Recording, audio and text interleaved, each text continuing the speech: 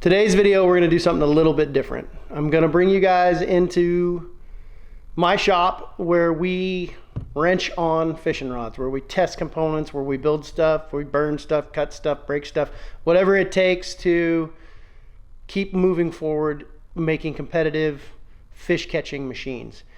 Brandon and Pat Renwick are always saying, hey, you need to geek out more about fishing rods. And Jay Kumar tells me that all the time. You need to geek out. You need to get into the details. So today's video, I'm going to go over a ton of handle designs we've been working on. And so for the last month, we've been trying everything. We've bought everything. We've had stuff made. We've played with different designs just to see if there's something out there that's a little bit better than what we already have now. So I want to show you some of these new technologies. Some of these are really cool, but like I said, this Alpha Angler is about performance. If we add something to a rod, it has to either make it perform better, make it feel better, make it last longer, make it more durable. We're not into adding bling, but there's a couple things I want to show you about what's available these days, and I kind of want your guys' feedback. I want you guys to tell me what you guys think. And then through this video, I'll show you why and how, and our thought processes and the tests we've gone through to show you like, hey, this is why we use this type of handle, and this is why we use these types of materials. So check this out. All right, so here is the workbench where we design and build new stuff, crazy stuff, whatever we're working on. Nothing special, obviously. Gotta have a torch though. I don't know how often we actually use fire to build fishing rods, but we do, and some extra thread. Here's a reamer. You know, I custom made this thing for reaming out really big Eva grips. Gotta have a drill and a reamer. 90% of modifications are made with the old Dremel. These things are priceless. You know, just extra stuff. Got some rod and some reel seats here for you guys. We can talk about everything. Once again, I'm gonna want your feedback. But before I get going too far, I got a bunch of comments about the cork DSRs we sold last month. The custom shop built me a bunch of cork DSRs. I got a bunch more emails about the availability of making a couple cork Zillas and some other things. So the boys in the custom shop built a limited run of cork Zillas and a limited run of cork wrenches. Okay, so let's get into this. Let's talk about the first. Our standard reel seat that we put on 90% of our rods, our bait casters, is a Fuji ECSM, and it's the standard design. It's got a blank through design, and it's a sized reel seat, which what that means is the size of the diameter on the inside of it varies depending on the size of the blank you put it on. So for instance, this is a skinnier blank, therefore it has a skinnier sized Fuji reel seat. So over time, this has been kind of the go-to reel seat for two major reasons. One, it's the most comfortable, and the reason I feel like it's the most comfortable is it has the flattest face. When you're grabbing it, it has a flat section that your hand goes around. Your hand still touches the blank, but it's flat. Whereas when you get into some of these other type reel seats, you get more of a rounded blank, like you're holding more of the rounded blank. And it just seems like, I think that people think this is more comfortable. Plus this flat surface as you grab on it, it helps you when you're fighting a fish to control the torque of the rod. You have this flat surface to grab onto.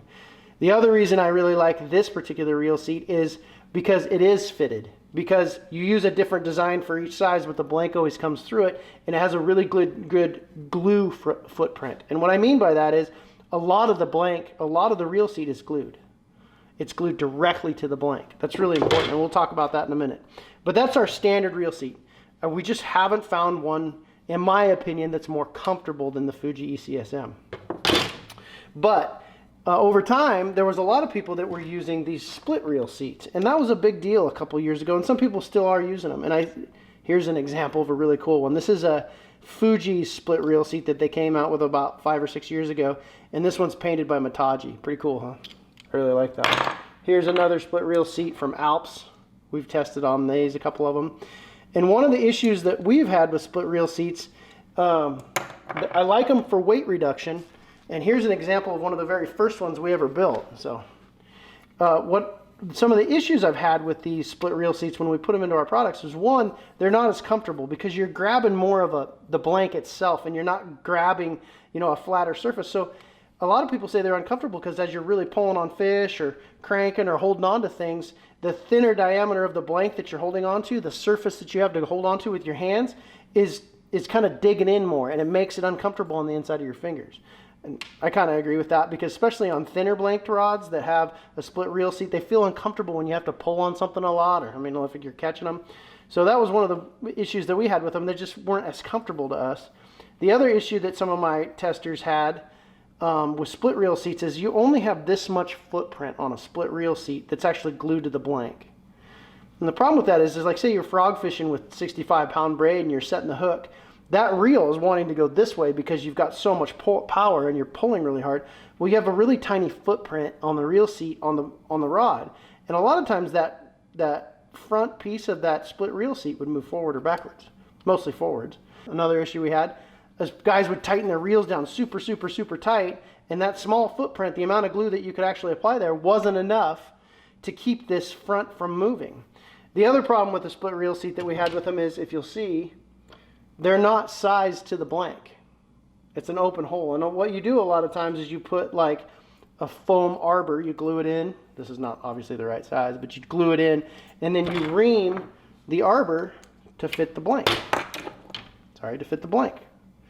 Well, the problem with that is that foam arbor is, you know, it's dense, but it in my opinion is a dampener. Like, it's one less thing that's between you and the blank. It's not a big deal on a split reel seat because you have so much of your hand on the blank itself, so it doesn't matter that much. A lot of companies I've noticed are using a tube. And what they do is they produce the tube like this. They must produce them, you know, separately, and then slide this tube onto whatever blank they're building. They must use a better glue or something like that. We'll talk about the tubing idea here in the future, but you'll notice the tube, when you look at a rod that's had the tube done outside of the blank, the tube is a bigger diameter than the blank on the rod. Maybe they're using a better glue or something like that. We still really hadn't figured out a great way to use a split reel seat, but once again, one of the reasons we kept going back to the ECSM in our rod design was because it's more comfortable. It's just the most comfortable, and it's glued directly to the blank. There's nothing in between it. There's no arbor, there's no tape. It's just a graphite reel seat glued to a graphite rod. You know, if we're talking about sensitivity and simplicity, that's where you go. But so here's some cool stuff we've been working on this week. We actually had the Alps guys, good group of dudes over there at Batson Enterprises, built us up some cool carbon fiber grips. These are carbon fiber. This is a carbon fiber tube insert, and I'll show you what that looks like. Here's an example. You have a one size kind of fits all reel seat, and then you could put a different material on the inside of the reel seat. So you can have carbon fiber, for instance, or you could have, you know, we've been playing with this idea. This is actually a chunk off of a wrench blank, which this is the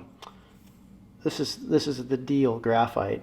And I won't go into the complexities of it, but this wrench graphite, the reason the wrench is so sensitive is this top secret Ninja graphite that we use.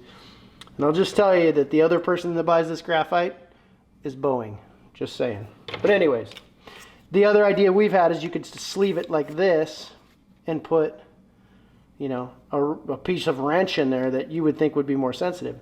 The problem with the tube idea that we've ran into is that these tubes are kind of one size fits all, so you still have to use an arbor or tape inside the tube to size them to different rods. So once again, now you have awesome graphite, you're trying to transmit vibration, which is sensitivity is all about the transmission of vibration. And the problem is that these sleeves don't always fit on these blanks. You know, the diameter's bigger. These are kind of a one size fits all kind of tube. Here's another example of a tube you can buy for inside these reel seats. So you got to put tape under it. So you tape the blanks so that these fit snug, and then you glue them. Well, the problem with that is the tape isn't going to be as dense as the fiberglass. Therefore, you have another dampener of the vibration that goes to your hand. So I love the idea of, you know, using some of these cool inside tube designs. Like this is really cool, this carbon fiber. But if you don't have this carbon fiber touching the fiberglass, then you could potentially have lost sensitivity because you have a dampener in between it. This particular reel seat is pretty cool. I like the hood cover. We avoided hood covers in our first couple models. our goal was to make rods about performance. There wasn't going to be a bunch of extra components or parts on it about bling or about anything else. The goal was this was the simplest, the lightest, the most sensitive, and the most comfortable. Therefore, you're going to catch more bass. That was the idea. The reason we didn't put a hood cover on our rods. We're looking into different hood covers, but one of the things I have found that I don't like about some of them is if you have an EVA hood cover, do you lose sensitivity because EVA is also a dampener, right? Would you have put your hand on the front of this without the EVA? That being said, here's a great example of a cool hood cover. That being said, I really like this hood cover. This is a wind grip hood cover. Pretty cool. This is another prototype we've been messing with. But it's really comfortable to hold on to. Your guys' comments are welcome. Let me know what you think. I have seen some of the straight hood covers that are just a piece of aluminum that covers up the thread so you don't have the threads showing. The problem I have with aluminum, it's adding weight to the wrong side of the reel seat, and it's cold in the winter. Maybe I'm just getting old and I don't like cold things. So tell me your guys' feedback. This design right here is an ECSM design with a wind grip front end. So this is a wind grip hood cover, kind of cool. And wind grips on the back. Wind grips from our surveys are kind of 50-50. Some people love them, some people don't. Some people have issues when they get, like bug spray on them. The wind grip can peel off. I haven't personally seen that. Not 100% sure that's really true. But let me know what you think of that one. This is another prototype we built. I'll also tell you that this is a prototype blank we're working on for a light cranking rod. Lots of requests for balsa level, small 1.0 cranking rods, kind of cool. So anyways, this is a really cool rod. Thanks to the Alps and the Bassin guys for creating it. Here's another opportunity or another feature that they're putting into fishing rods is, and this is a very expensive upgrade, and one of the reasons we didn't add it was because we weren't sure if it was going to add performance, but this is a carbon fiber rear grip. Super cool. It's kind of a cool texture, but it's really hard. It doesn't have any give to it at all. But obviously in this idea, this carbon fiber should transfer vibration better. The hang up that we have with that is, here's another carbon fiber grip. You still have to glue an arbor into it and then glue the arbor to the rod.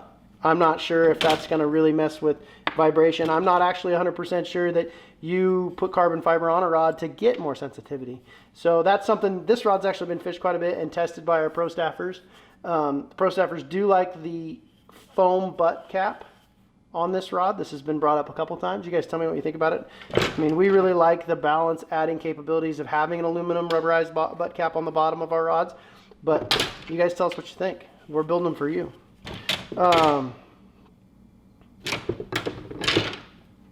This is this particular reel seat we feel is really comfortable. It has a pretty good, it has a really good flat surface to put your hand on. But this is also designed to be sleeved. This one didn't have to be sleeved because the blank was so big. The blank actually fit within this model. Kind of cool. Just, it's a bigger reel seat, but it fits on these bigger cranking rods. You know, like the Rebound and the Mag Rebound. Here's an example of a sleeved, this is a really cool reel seat. So I think this is an Amtac. But it's sleeved. You can see the difference in the blank. And what we had to do to make this rod work was, you can't see it in there, but we had to put tape on the sleeve to build up this tube so it fit right, because this reel seat is glued to this tube. Now this tube can be any material you want it to be, but I honestly believe that the sensitivity will depend on how much material is in between this tube and this blank. But super comfortable. This has, what you can see, has a really flat surface, so you get a really good hold on it. This rod hasn't been finished. You can tell it hasn't been epoxied, so nobody's fished this rod, this reel yet, to see how comfortable it really is. But here's a new design at EVA. This EVA actually came from our new domestic manufacturing plant. Super comfortable. It's dense. What I like about EVA is that if you get the good stuff, the stuff that we're able to get a hold of, when it gets wet, it doesn't get slimy. It doesn't keep fish oils on it. And they seem to not age with time. You can use an EVA rod. I mean, this is an example. This is one of the first rods we ever built. This isn't even the best EVA you could buy, but it still looks, it doesn't look destroyed, right? I like that. Here's a really cool spinning reel seat. Once again, spinning reel, most spinning reel seats are sleeved. They have to be because they don't sell sized reel seats. So you got to put something under the spinning reel seat. we've played with a couple different models. Many people really love the comfort level of this particular reel seat. This is actually the Amtac version of the Fuji model that we use, and a lot of guys are liking this. We have this in a lot of our newer, like our prototypes and our customs, because the guys like the comfort of this bigger back locking nut when you put your hand on your reel, on your spinning reel seat, and maybe your spinning rod comes out of, your stem comes out of your finger there, but you get your hands, nothing's on threads. Guys like that. This Amtac seat's been really cool, and everybody knows that there's a shortage of components that's kind of coming to our market, and so we've tried to look into as many different possibilities, as many different components that could be available to us in case we can't get the stuff we normally use. We want to still be able to make rods for you guys. So I really like this Amtac seat. This is our cork wrench, by the way, the one I talked about at the beginning of the video. So anyways, thanks for joining me in this little Geek Squad session about fishing rods. I hope Brandon and Pat are both happy that I geeked out on rod handle designs and different reasons that we build things the way we build them. But once again, leave your comments in the bottom of the video. Ask as many questions as you want. We want to know what you guys think. You can send an email to alphaanglercustoms@gmail.com. Those always eventually get to me. We want you guys to be able to buy rods that are the best possible performing rods without buying anything extra, without buying any bling. I mean, it's just about performance. It's just about catching that next fish, getting him in the boat, winning that tournament, snag, drag, and bag. But we want to build them the way you guys want to, so let us know. Give us the feedback. Thanks for joining me today. God bless you guys. Have a good one.